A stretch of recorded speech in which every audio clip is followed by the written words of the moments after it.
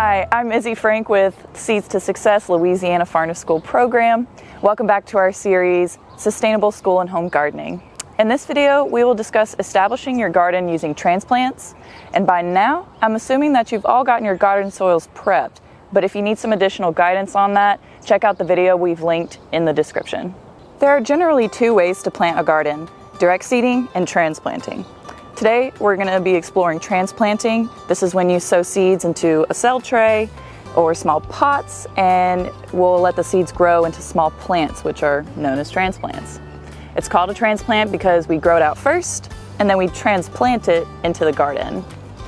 Transplants are usually grown in a more protected environment, like a greenhouse or a shade house, indoors. You can grow your own, or you can buy them from a local retailer. You know your transplants are ready to go out to the garden once they've established their roots and shoots. We want the roots to fill out the cell, but not be overcrowded, which is also known as being root bound. The shoots should be strong and healthy enough to where when you pull them out of the tray, you won't be damaging them. The nice thing about using transplants is that you can guarantee that they're planted at the correct spacing. Each crop has recommended spacings based on their growth habit and their final mature size. Different cultivars of the same species may grow to different size.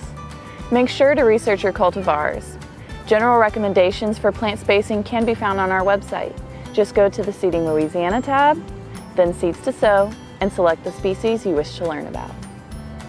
The most important factor in plant survival is water, especially during establishment, which is when plants are newly planted and they're growing their root system.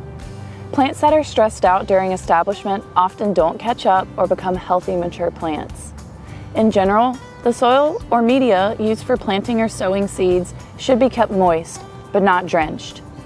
Check your seeds and plants at least once a day to make sure the soil does not dry out. Now let's discuss proper transplanting procedures. First, we dig a hole. To determine how big your hole should be for your transplant, consider the size of your root ball. You want to dig your hole slightly wider and deeper than your transplant. Then we're going to backfill with the soil we dug out and make sure the plant has good contact with the soil. Make sure that you're planting at ground level.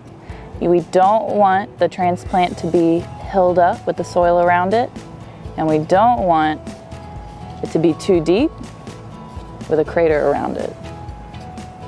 After transplanting, it is critical to make sure the newly planted crops are watered in thoroughly.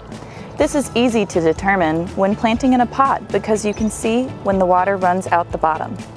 When planting in ground or in a raised bed, one must water to where the root ball and soil surrounding have been fully saturated. We hope this helps you with transplanting your garden. Thanks for watching, and join us for our next video on direct seeding.